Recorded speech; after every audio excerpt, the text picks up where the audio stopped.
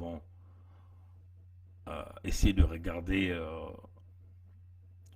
avec beaucoup de profondeur les articles de la constitution criminogène de Sassou Nguesso, cette constitution de 2015. Même dans sa propre constitution, il n'a jamais respecté aucun article. Aucun article. Il n'a jamais respecté aucun article. Aucun. Il n'a jamais respecté aucun article. Donc, ce n'est pas un homme fiable, un homme conscient, un homme sérieux. Sassou ne respecte rien. Il joue à sa manœuvre, il modifie comme il veut. Il essaie de traîner le monde par le biais de la corruption pour l'accompagner. À la fin, il vous nique tous.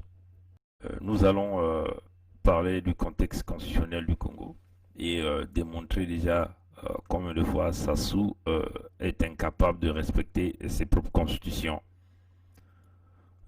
C'est un violeur spécialisé des constitutions. Et donc là, nous allons regarder avec vous quelques articles de ces constitutions que ce type n'a jamais respecté.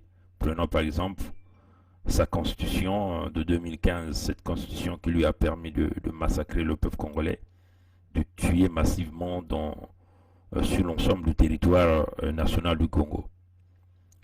Si vous voyez l'article numéro 1er, on vous dit la République du Congo est un État de droit, souverain, unitaire et indivisible, décentralisé, laïque et démocratique. Bon, déjà, nous nous mettons en challenge cette section.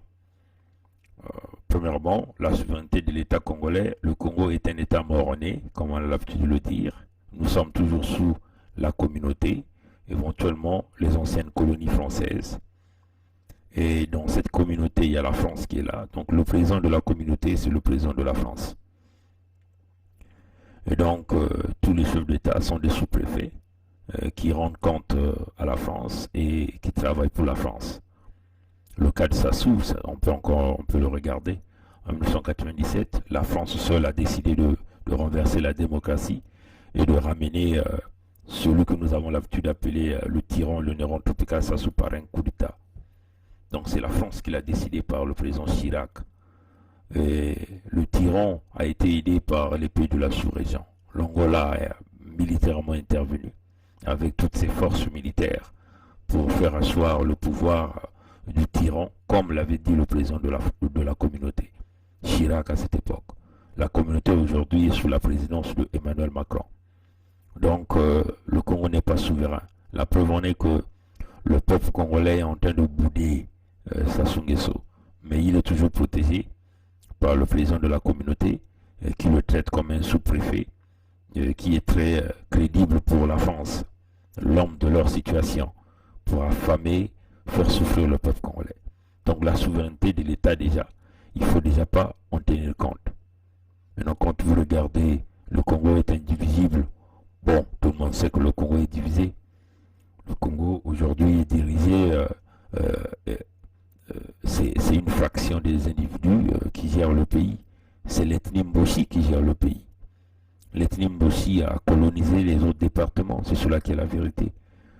Quand vous voyez le fonctionnement de l'administration publique, les forces de sécurité, les finances, bref, l'économie d'une manière générale, est entre les mains d'un petit clan mafieux qui s'est lourdement enrichi au détriment de l'ensemble des autres ethnies ou des autres peuples du pays. Donc oui, physiquement, on peut peut-être dire qu'il n'y a pas un département qui s'est détaché du Congo pour le moment, mais il y a déjà des tendances qui courent. Il y a des Congolais qui demandent la scission, il y a ceux qui pensent qu'il faut que la gestion du pays se passe d'une manière décentralisée. Voyez, mais comme vous êtes en train de voir, que la manière dont nous dirigeons, on ne pourra plus parler d'un Congo indivisible parce que stratégiquement le Congo a été toujours divisé. Ceux qui ont suivi la vidéo de Isidore Ayatonga aujourd'hui, de la rencontre de Sassou avec les parents de Mokoko, ils peuvent encore comprendre que Sassou est dans une logique de dire à tous les Congolais de la partie nord que le pouvoir appartient au nord, donc vous commettez une maladresse de remettre le pouvoir au sud, vous êtes foutus. Et c'est cela qu'ils sont en train de faire subir au général Jean-Marie Michel Mokoko. Parce que pour Sassou, il accuse Mokoko de vouloir prendre le pouvoir et le donner au Bas-Congo. D'après les propos que lui-même il a dit, selon la vidéo, le frère Ayatonga a fait aujourd'hui. Donc allez-y encore sur YouTube, Facebook, vous allez voir cette vidéo-là. Bon, la décentralisation. On ne peut pas parler que le Congo est décentralisé parce que tout le pouvoir militaire et économique est concentré au niveau du pouvoir central qui est géré par l'ethnie. Donc on ne peut pas parler ici de Congo décentralisé. Bon, démocratique encore, là encore, nous savons que nous avons une tyrannie au Congo, nous avons une dictature, il n'y a pas de droits, il n'y a pas de liberté d'expression, les libertés des paroles, les libertés de déplacement des citoyens d'un point A à un point B. Et c'est cela qui est la vérité. Là encore, tous les rapports le disent. Allez-y voir le rapport du département d'État américain. Vous comprenez que le Congo n'est pas une démocratie, c'est une tyrannie, c'est le monopartisme, un parti qui domine, un parti qui a pu ramener les autres politiciens qui jouent aux pelleteurs, on peut simplement dire comme ça, aux cireurs de chaussures, cireurs de bottes. C'est cela qui est la vérité. Et tout ça pour le motif d'argent. Bon. On va encore regarder l'article 2 de la Constitution de Sassou. Comme vous allez voir, le principe de la République est, deux points, gouvernement du peuple, par le peuple et pour le peuple. Bon, ça vous dit quoi? Ça vous parle de la devise du parti contre le travail. Tout pour le peuple, rien que pour le peuple. Si c'était le gouvernement du peuple, par le peuple, pour le peuple, nous pensions que nous devons avoir des routes construites, des hôpitaux construites, des écoles qui fonctionnent bien, bref, l'administration publique qui fonctionne bien. Mais là, il faut simplement dire qu'il s'agit du gouvernement du PCT par les mochistes du pouvoir pour le peuple de Dou ou d'Oyo, ou encore le peuple mochiste. C'est comme ça qu'il faut le dire. Il n'y a jamais un gouvernement du peuple, par le peuple et pour le peuple. Ceux qui sont là, ils sont haïs par le peuple, vomis par le peuple, parce qu'ils font partie de cette élite qui pille, qui tue. Des ministres qui gagnent des 15 millions par mois, plus 2 millions de tout ce qui est loué à leur paiement de carburant et tout. Et le peuple n'a rien. Et vous osez dire que le gouvernement du peuple par le peuple pour le peuple. Non, il s'agit d'un gouvernement géré par le PCT et que le peuple est toujours absent dans leur équation. Donc vous voyez que déjà sur ces articles 2 là, on peut déjà challenge la constitution de Sassou. Bon, j'ai pas envie d'aller dans l'article 4. Comme on l'a déjà dit, hein, la devise de la République c'est unité, travail, progrès. Ce n'est pas comme dans la conception de Pascal Nsatema-Biala, qui a vu ça comme les pères de l'indépendance avaient commencé par unité, donc nous devons d'abord commencer par unité. C'est faux. Les trois doivent aller en parallèle au même moment, ils doivent avoir la même vibration, la même amplitude. Ça veut seulement dire que l'unité doit aller au même moment avec le travail, au même moment avec le progrès. Ce n'est pas d'abord l'unité et puis le travail et puis le progrès. Ça, c'est une fausse conception. Moi, je n'ai jamais compris comment Satima Biala peut se ridiculiser jusqu'à ce point. Voilà, donc c'est clair. Prenons l'article 5. La souveraineté nationale appartient au peuple, qu'il exerce au moyen du suffrage universel, par ses représentants élus ou par voie du référendum. Aucune façon, aucune fraction du peuple, aucun corps de l'État, ni aucun individu ne peut s'en attribuer l'exercice. Bon, et puis à la fin on dit l'initiative du référendum appartient au président de la République. Nous allons challenger ça, déjà ce que nous avons proposé dans le manifeste. Si la souveraineté nationale appartient au peuple qui l'exerce par le moyen du suffrage universel, pourquoi donc l'initiative au référendum doit appartenir au président de la République? Ça n'a pas de sens. Parce que c'est le peuple qui décide d'élire quelqu'un, de ramener quelqu'un au pouvoir. Pourquoi quand il s'agit d'appeler à une élection ou de changer une loi de la Constitution, ça doit commencer par cet individu-là? Non, nous pensons que c'est faux. Voilà pourquoi nous devons remettre le peuple au centre de tout le pouvoir. La souveraineté nationale appartient au peuple. l'initiative au référendum doit aussi appartenir au peuple, parce que ça ne appartient pas au président. C'est ce que nous allons faire. Et donc, c'est ce que nous proposons dans le manifeste avec l'initiative citoyenne qui va permettre simplement d'expulser un élu après peut-être 6 mois de sa fonction, quand le peuple sent que cet élu ne fait pas le travail que le peuple attend de lui. Donc il faut le renverser. Et c'est cela, parce que nous avons été tellement bâillonnés pendant des années, il est question que le peuple reprenne la force du pouvoir. Le peuple sort son du pouvoir. Donc déjà l'article 5, ça va être changé. La souveraineté nationale appartient au peuple par l'exercice au peuple qui l'exprime au moyen de suffrage universel. L'initiative au référendum va aussi appartenir au peuple et non au président de la République.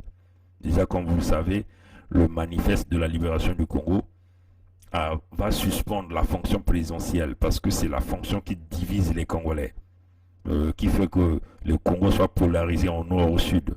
On va suspendre la fonction présidentielle jusqu'à la maturité politique, économique, bref, la maturité du pays. Donc le Congo va être géré par un premier ministre et nous allons avoir éventuellement les membres du gouvernement qui ne seront plus au nombre astronomique, mais ils seront au nombre de 12, donc un par département.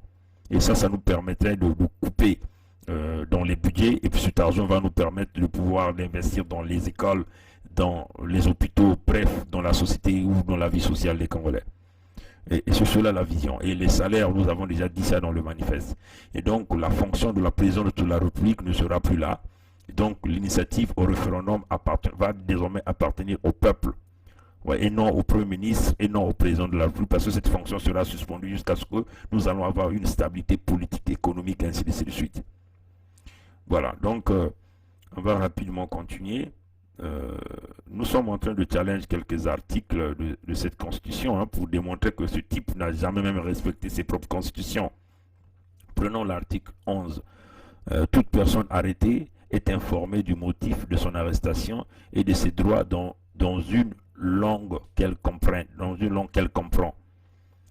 Tout acte de torture, tout traitement cruel, inhumain ou dégradant est interdit. Bon, vous le savez déjà, le Sassou ne respecte pas déjà l'article 11 de sa propre constitution. La plupart du temps, quand les jeunes sont arrêtés, on leur parle dans quelle langue? Lingala. Parce que la police de Ndenge est dominée par des villageois qui viennent droit du village, qui viennent faire dans le sale boulot pour protéger le pouvoir mochiste. Vous voyez, chers amis. En plus, vous voyez les tortures. Les tortures, ça démontrait que les tortures sont pratiquées au Congo. Les traitements cruels sont pratiqués au Congo. Et les traitements inhumains et dégradants sont très pratiqués au Congo. Allez-y voir le rapport congolais de l'Office congolais des droits de l'homme, l'OCDH. Vous allez voir des tortures. Vous avez vu Augustin Kalakala? Il a été torturé. Allez-y regarder les geôles de la DGST. Vous allez voir comment on torture. Le cas de notre frère Nelson Apanga, c'est une vérité. Donc les tortures sont pratiquées au Congo. Donc on peut simplement dire que l'article 11 de la Constitution de Sassou Nguesso n'est pas respecté. Et ces tortures-là sont pratiquées par les gens de Obara, par les gens de Ndengue François, par les gens de Okemba Dominique Jean, par les gens de Ole Songo. Et tout ce monde-là, ils sont dans la quiétude. Le colonel Babissa, ou tous ces officiers qui ont été torturés jusqu'à les assassiner. Ntsuru qui a été torturé jusqu'à les assassiner. C'est bien une réalité qui se passe là au Congo-Brazzaville.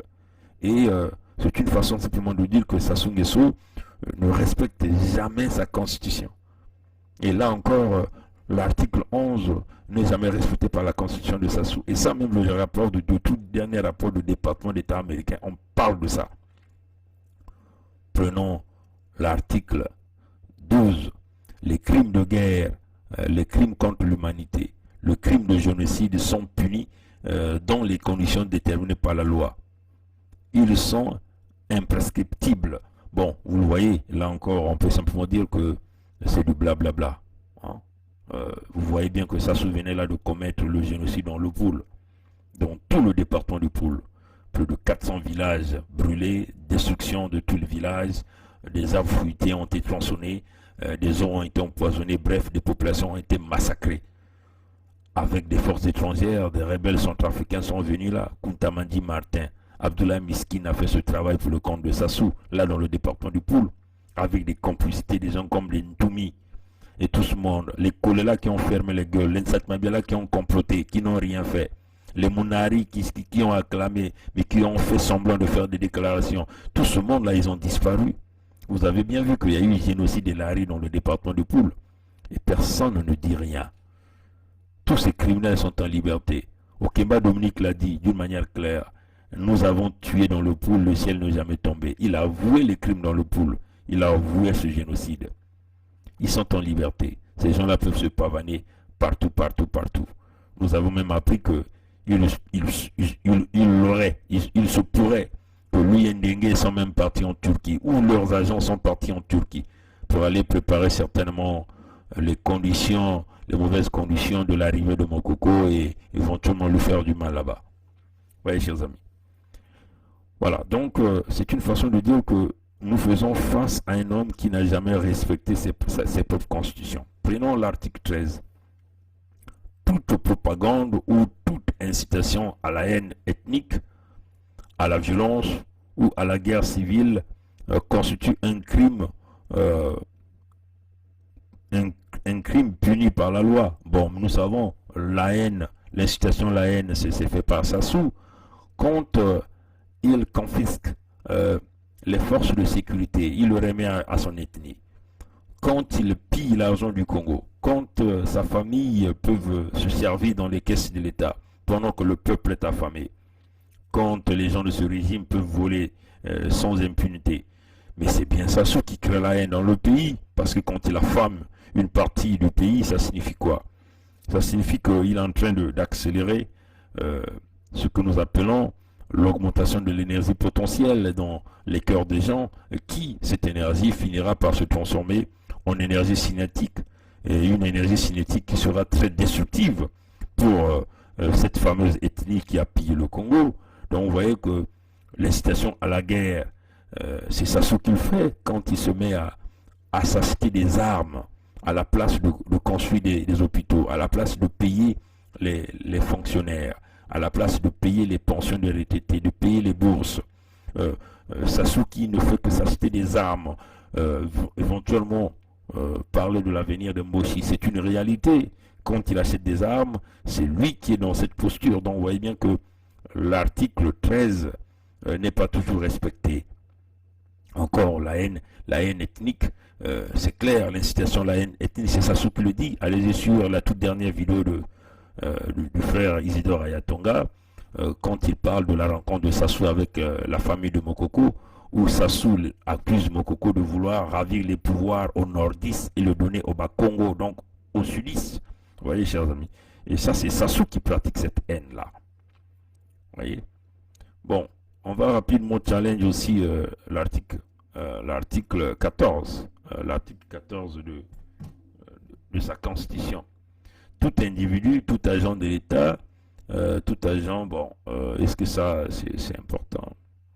Bon, je veux quand même le dire. Tout individu, tout agent de l'État, ou tout agent des collectivités locales, toute autorité publique qui se rendait coupable d'actes de torture ou de traitements cruels, inhumains ou dégradants, soit de sa propre initiative, soit sur instruction et puni conformément à la loi. Vous voyez bien que les Ndengue qui donnent les ordres à l'exécution, Ndengue qui a menacé le jeune syndicaliste étudiant Mambeke qui lui disait tu vas disparaître, les crimes de Chakona, bref, toutes les exactions qu'on réalise. Ce petit divin dont nous avons publié même l'audio du témoignage de sa mort dans une cellule des prisons, des commissariats de police au niveau de Brazzaville. Vous voyez que tout ce monde-là, on les assassine sous les ordres d'un certain nombre d'individus. Les ordres viennent de Sassou, viennent de Okemba Dominique Jean, de Ndengue François, de Ole Songo, de Victor Moani, ainsi de suite. Mais tous ces gens-là ne sont jamais inquiétés. Ils sont simplement en liberté. Donc vous voyez encore que là, Sassou ne respecte même pas sa propre constitution. Vous voyez que les méthodes opérandies du système, c'est quoi? on prend votre enfant, on le tue, et Ndengue, on envoie Ndengue lui-même. J'ai joué aux pompiers, aux sapeurs-pompiers. Donc Ndengue, qu'est-ce qu'il fait? Euh, il essaie d'amadouer les familles en leur demandant de rester au calme et on achète le corps, donc on achète l'enterrement, on paye tous les frais nécessaires. C'est ce qui s'est fait au Congo. Le cas de Ntchou, ça encore tout le monde l'a vu, on a donné 50 millions de francs CFA à la famille, on leur a dit vous n'allez jamais ouvrir le cercueil. La famille de ce petit divin, c'est la même chose, les jeunes de Chakona, c'est la même chose. Et là, le dernier rapport du département d'État américain parle de ça. L'OCDH aussi parle de ça dans son tout dernier rapport. Les fausses compensations. Prenons seulement l'exemple aussi, le 4 mars 2012, vous allez remarquer que là encore, on tue vos parents, on vient de vous donner des petites compensations et on enterre le corps. Prenons encore l'exemple de notre sœur Cléo Bafoudinsoni, qu'on a assassiné là à Léono. C'est encore la même chose. On a acheté la conscience de la famille avec des miettes. Ndengue lui-même se rend en personne dans les lieux de veillée pour calmer les gens. On fait un petit discours et on achète le corps, on donne des miettes à la famille. C'est fini, le fils est enterré. Et le crime, personne ne peut punir ce crime. Incroyable. Nous allons changer ce Congo-là. Bon, vous pouvez encore les regarder. Ça, c'est quelques articles que nous avons sélectionnés pour la première partie. Et prochainement, nous ferons une deuxième partie. Nous allons aller regarder rapidement quelques articles encore que nous avons pensé qu'on peut en parler au peuple congolais. Prenons l'article 29, pardon. L'État assure l'épanouissement de la jeunesse. L'article dit là, l'État assure l'épanouissement de la jeunesse. À ce titre, il garantit notamment le droit à l'éducation et l'égalité et l'égal accès à l'enseignement et à la formation, à la scolarité obligatoire jusqu'à l'âge de 16 ans. Vous comprenez bien, hein, on vous le dit, hein, l'État assure l'épanouissement de la jeunesse. À ce titre, il garantit notamment le droit à l'éducation et l'égal accès à l'enseignement et à la formation, la scolarité obligatoire jusqu'à l'âge de 16 ans. Mais vous voyez qu'aujourd'hui, beaucoup de jeunes de moins de 16 ans ne sont pas scolarisés par manque de conditions sociales. Ils sont dans la rue, ils sont devenus des bébés noirs. Ce groupe que Ndengue François a mis en place pour pouvoir traquer les citoyens. Et ça, c'est une réalité, chers amis. Et ça, c'est une vérité. Le jeune a droit à l'éducation. Mais comment le jeune va avoir droit à l'éducation si les écoles sont bousillées? Il n'y a aucune école fonctionnelle au Congo, à l'exception de Oyo, où Sassou a mis toutes les conditions nécessaires. Il a construit les écoles à Oyo chez lui avec les fonds revenant du pétrole qui sort du Kouilou, donc très loin de Oyo. L'école est bousillée, regardez les conditions scolaires, les conditions d'enseignement, les vieux programmes et tout cela. C'est incroyable, chers amis. Et là encore, Sassou est incapable de respecter sa propre constitution qu'il a tué des gens. L'article 26. Donc par rapport déjà à ça, nous on challenge et nous allons le poursuivre, nous allons poursuivre tout membre de ce gouvernement. Tous ceux qui ont aidé Sassou à fracasser le pays. Prenons l'article 33. Nul ne peut être astreint à un travail forcé, sauf dans le cas d'une peine privative de liberté prononcée par une juridiction légale établie. Nul ne peut être soumis à l'esclavage. Bon, là encore, c'est un article Sassou qui ne respecte pas. Le tout dernier rapport du département d'État américain parle des enfants qui sont dans des travaux forcés, des femmes qui sont dans des travaux forcés. Le pays est pris en esclavage par l'ethnie Mbushi. Et c'est ça qui est la vérité. Donc vous voyez que là encore, Sassou n'a jamais respecté l'article 33 de sa propre constitution. Prenons l'article 36. L'article 36 est très clair. L'État est garant de la santé publique. L'État est garant de la santé publique. L'État garantit le droit de créer des établissements socio-sanitaires privés dans des conditions fixées par la loi. Aucun hôpital fonctionnel au Congo. Le CHU est un mouroir. C'est cela qui est la réalité. Les fonds ont été décaissés. Aucun hôpital n'a été construit. Tantôt, il vous parle que oui, il construisait 15 hôpitaux. Tantôt il parle de 12 hôpitaux. Mais tout cet argent est sorti, a été dilapidé par la famille Sassou, les proches de Sassou. Et là encore, il n'a jamais respecté l'article 36 de la Constitution. Les dispensaires qui restent sur l'ensemble du territoire sont devenus des mouroirs. Dès que vous y rentrez, vous trouverez la mort. Vous voyez que nous là, nous sommes en train de challenger Sassou par rapport à cet article-là. Et ce que nous sommes en train de faire. On va encore aller regarder.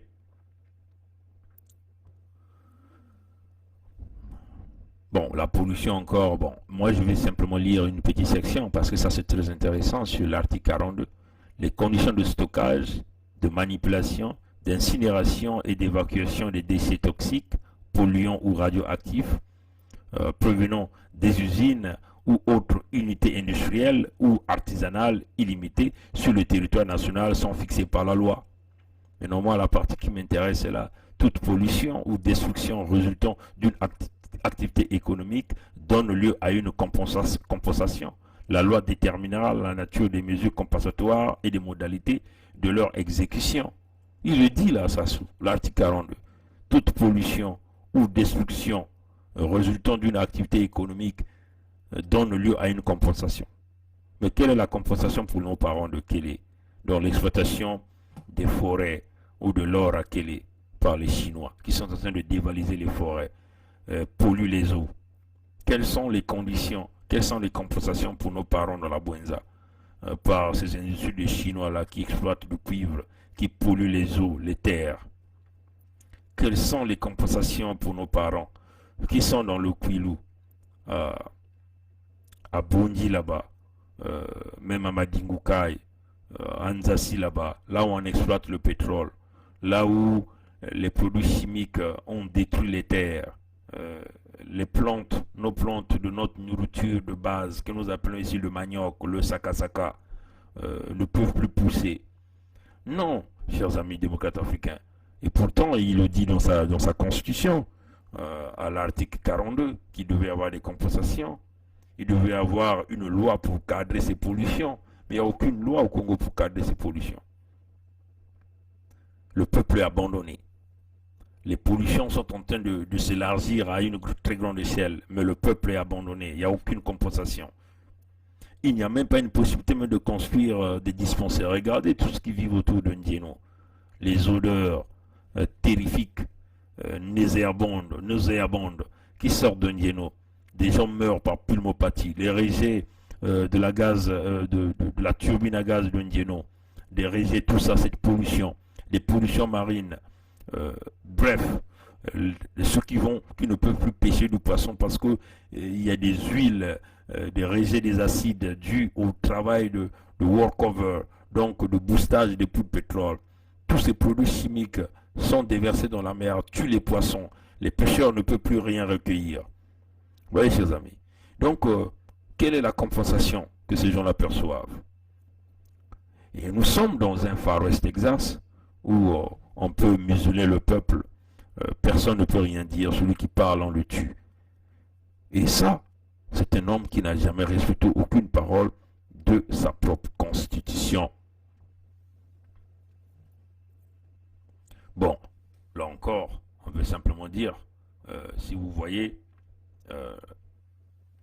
l'article 58, ce qui m'intéresse, c'est intéressant, l'article 58, c'est certainement le tout dernier alinéa de cet article qui m'intéresse, que moi j'ai souligné. Les magistrats et les agents de la force publique ne peuvent adhérer aux partis politiques. Mais ça c'est faux là. Le régime de Sassou, tout le monde adhère aux partis politiques. Aujourd'hui, l'armée est dans les fractions d'une ethnie parce qu'il faut être membre du PCT pour pouvoir occuper une fonction. Et c'est cela qui est la réalité. Donc il n'y a aucun respect, aucun respect. Même les magistrats sont nommés parce que par affiliation politique, membre du bureau du PCT, membre de ce parti nazi qui a détruit le Congo. Voyez, chers amis. Maintenant, prenons l'article 59, par exemple, quand il dit les partis politiques bénéficient du concours financier de l'État. On est quand même curieux de voir Pascal Satmabiala venir chercher des fonds pour organiser le congrès de son parti. Mais la constitution de Sassou le dit ici, dans l'article 59,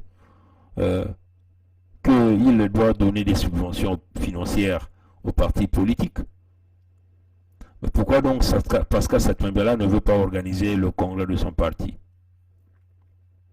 Ou c'est Sassou qui ne respecte pas encore sa propre constitution ici? Oui, chers amis. Nous sommes là simplement pour vous parler. Bon, vous pouvez encore les regarder. Il y a plusieurs articles. Ça, c'est la première partie. Prochainement,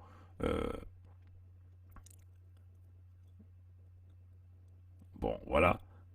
Bon, là encore, on veut le dire à Pascal Satmembela. Si vous allez dans l'article, dans le truc des partis, la loi détermine les conditions d'existence des partis politiques ainsi que les modalités de leur financement. Bon, vous voyez ici que aucun article dans la constitution de Sassou Nguesso dit même qu'il faut nommer le chef de file de l'opposition. Donc, la nomination de Pascal Satmembela est une nomination par décret de Sassou. Ce n'est pas constitutionnel. Dans la constitution de Sassou Nguesso, il ne dit pas qu'il faut nommer un chef de file de l'opposition ici. Vous voyez, chers amis. Donc, c'est une façon de vous dire que les nominations de Sassou, il le fait par affinité régionale, par acquaintance d'amitié, ainsi de suite. Et c'est cela qui est la vérité. Bon, vous pouvez encore regarder un autre article, éventuellement ce fameux article 96, hein, qui démontre le caractère inconstitutionnel, criminogène même de la constitution de Sassou Nguesso. L'article 96 est très clair. Aucune poursuite pour des faits qualifiés crime ou délit ou pour manquement grave à ce droit commis à l'occasion de l'exercice de sa fonction ne peut être exercée contre le président de la République après la cessation de ses fonctions. La violation des dispositions ci-dessus constitue le crime de forfaiture ou de haute trahison conformément à la loi. Et c'est ça le caractère criminogène que nous sommes en train de dire à Sassou ici, que ça ne passe pas, ce caractère criminogène-là. Et donc, vous voyez que Sassou sait qu'il est en train de commettre tous les crimes nécessaires au Congo. Et donc, il va donc chercher, c'est d'ailleurs la raison pour laquelle il a modifié cette constitution, tout en sachant qu'il a réalisé les crimes économiques, les crimes de sang. Hein? Il a massacré les Congolais à grande échelle et il va pouvoir penser s'en sortir facilement. Non, il ne pourra pas. C'est comme nous venons là de vous montrer une très grande partie, quelques articles que nous avons essayé de regarder avec beaucoup de profondeur, les articles de la constitution criminogène de Sassou Nguesso, cette constitution de 2015. Vous voyez que nous venons là de démontrer que même dans sa propre constitution, il n'a jamais respecté aucun article. Aucun article. Il n'a jamais respecté aucun article. Aucun. Il n'a jamais respecté aucun article. Donc, ce n'est pas un homme fiable, un homme conscient, un homme sérieux. Sassou ne respecte rien. Il joue à sa manœuvre, il modifie comme il veut. Il essaie de traîner le monde par le biais de la corruption pour l'accompagner. À la fin, il vous nique tous. À la fin, il vous assassine tous. À la fin, il vous détruit tous. Donc, ce n'est pas un homme à s'amuser. Bon, quand nous voyons certains de nos amis que nous avons parfois fait beaucoup confiance, nous ramener des opposants sur leurs médias et nous parler au nom de la liberté. Parce que ces gens-là sont dans un projet de propagande médiatique, essayer de convaincre le maximum de gens pour continuer à faire pérenniser le pouvoir de Sassou. Un démagogue, un manipulateur, un homme qui ne va jamais changer, qui ne changera jamais. Un voleur qualifié, un tueur. Bref, vous pouvez lui donner toutes les qualifications nécessaires. Ce qui compte pour ce type Sassou, c'est son pouvoir. Il va continuer à vivre comme un roi.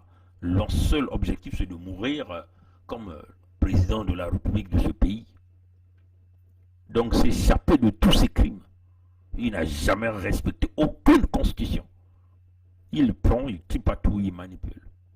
Mais lui-même, quand il a dit quand la constitution est violée, les démocrates ne doivent pas l'accepter. C'est lui qui l'a dit. Il a dit, en Afrique et partout ailleurs, quand les dirigeants se sont lancés sur ce chemin, ils ont entraîné leur peuple dans des conditions difficiles. Nya, nya. Nya, nya. Pendant de longues années, nous nous sommes battus pour la paix, pour l'unité nationale, et nous en avons donné les preuves. Cependant, est vrai le fait que jamais je ne pourrais accepter que la Constitution soit violée.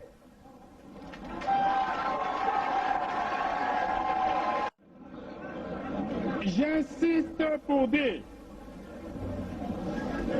que lorsque la Constitution est violée, les démocrates ne doivent pas l'accepter.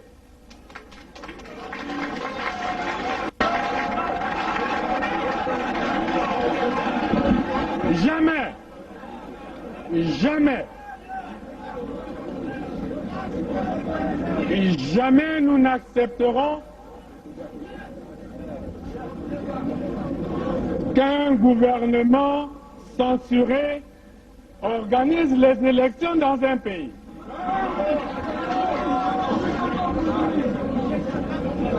Et nous prenons l'opinion internationale à témoin. Jamais, jamais nous n'accepterons que soient organisées des élections hors la loi. Partout ailleurs en Afrique où les dirigeants se sont permis de méprise sur ces questions, ces dirigeants ont plongé leur peuple dans les drames que nous connaissons.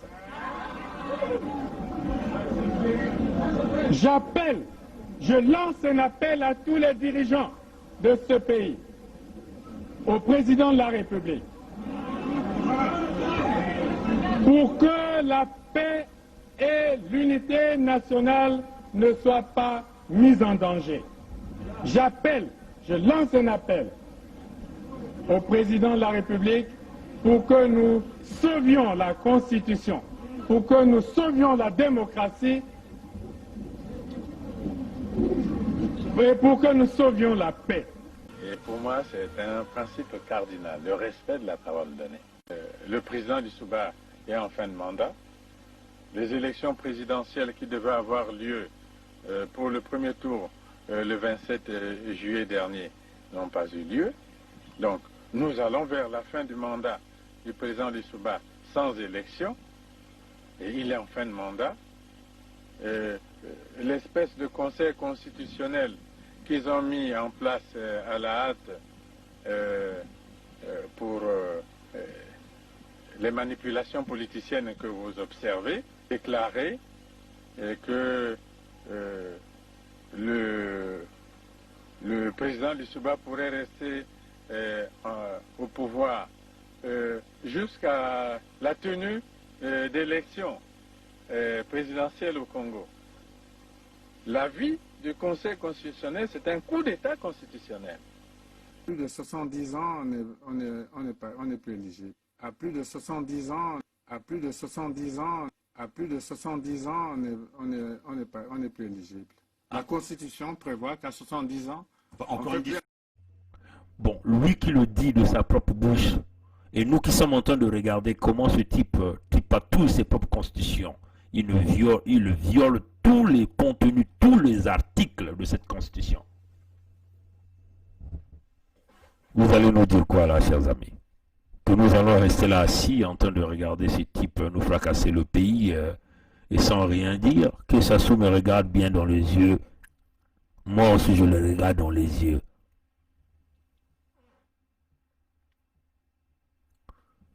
Certaines viennent nous distraire. Une femme qui est comme une primitive, on peut simplement dire comme ça, qui met des décorations dans son visage du côté de l'Allemagne, en nous a insultés, nous accusant de tout. Voulons même dire que Nsati Mabiala, c'est un parent de Pongui.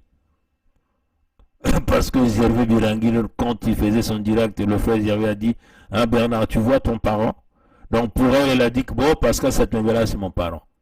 Bernard Pongui est un babembe, 100% là. Mais je sais la stratégie de cette dame. Quand elle vient me demander, ton père c'est qui? Pour que je la dise, qui est mon père? Et que pour que Sassou aille briser mes parents. Mais si tu veux mon père, tu n'as qu'à aller dans le monde des morts. Et tu iras voir mon père là-bas. Une pauvre femme. En réalité, que le régime de Sassou s'est abusé en lui donnant 2 enfants. On l'a emmenée en Allemagne. On l'a nourrie. Elle vit grâce à ces vidéos en s'attaquant aux résistants. Donc elle fait ce qu'on appelle la contre-résistance. C'est là où elle trouve son gain. Chaque vidéo qu'elle fait, les attaques qu'elle mène sur les résistants, elle fait augmenter ses enchères au sein du régime Sassou, qu'il avait déjà épousé à l'époque, qui lui a donné 2 enfants. Bon, elle est rentrée dans une folie parce que Sassou lui-même est passé là-dedans. Et on l'a amené, on l'a égaré en Allemagne. Mais ne vous en faites pas, chers amis, nous travaillons sur ce dossier. Nous allons rentrer dans la vie privée de cette femme-là et nous allons vous dire qui est cet animal qui se cache derrière ce corps que vous voyez avec plein de décorations. Oui, nous savons ces attaques-là, c'est pour chercher à identifier qui sont les frères, les cousins, les parents de Bernard Pongui au Congo. Souvenez-vous, vous faites affaire à un système, ce que nous appelons le représentant du système Belvitré. Tout le monde voit tout le monde écoute tout le monde parle à tout le monde. Donc je suis capable d'aller dans la profondeur, savoir qui êtes-vous réellement. Mais ne vous en faites pas. Nous préparons, nous travaillons sur le dossier de cette dame-là. Et nous allons exposer tout de cette femme. Maintenant, elle, si elle connaît des choses, elle est libre de faire ce qu'elle veut. Nous, on le fait.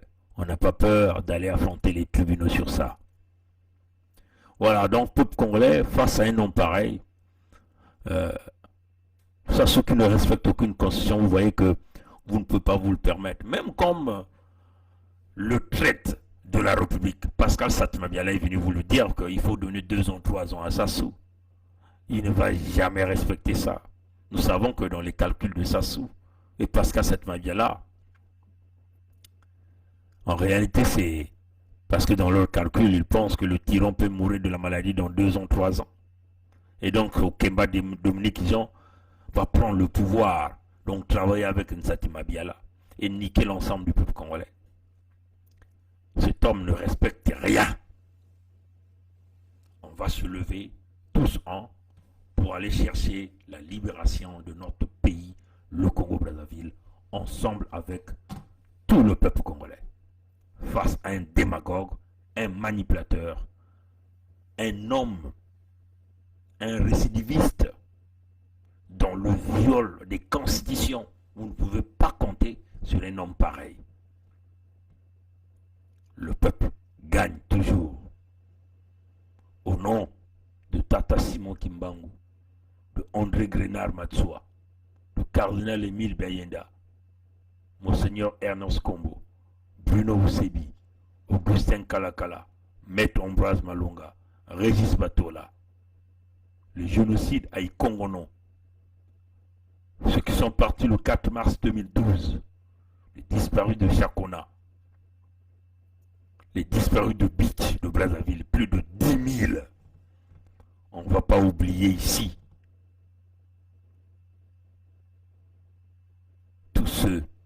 qui meurent dans les hôpitaux. Les 570 Congolais dont Sassou a bu le sang, a mangé leurs organes. Comme d'ailleurs, ces organes, on est très sûr que c'est Antoinette Thibota qui les a préparés, comme elle a déjà préparé le pénis de Pierre Anga que Sassou a mangé comme du hot dog préparé par Antoinette Thibota. Le génocide dans le pool des milliers de Congolais, plus de 400 villages détruits, des eaux empoisonnées, des arbres fruités tronçonnés. Le génocide de Lari. On ne va pas oublier ceux qui meurent partout dans tout le pays, l'ensemble du territoire, par manque de médicaments, manque d'argent, par la famine, par manque d'emploi, par des stress, par la répression créée par Sassou, le Néron tropical, un tueur de noirs. Il est en train de décimer les noirs à la vitesse grand V. Plus d'1 million de Congolais, déjà qu'il a massacré ce type. Je ne veux pas oublier mon père, l'esprit de mon père, ma mère, mes frères et ma soeur. On ne va pas oublier les mages du Congo, comme les Lassi Zéphirin, les Tatandundu, et tous ces grands esprits des forêts, des montagnes, des rivières. Oui, les esprits sous la terre, dans les cieux, la force de l'eau, la force du soleil, la force du vent, la force de la terre. Que tout ça vienne nous combler par la force et la puissance des titans protecteurs du peuple congolais pour mettre hors d'état de nuire le Nkadiampemba, le Mutantu, le Mukuyu, Sassou Nguesso. Merci d'avoir suivi ce direct. A plus tard, chers amis.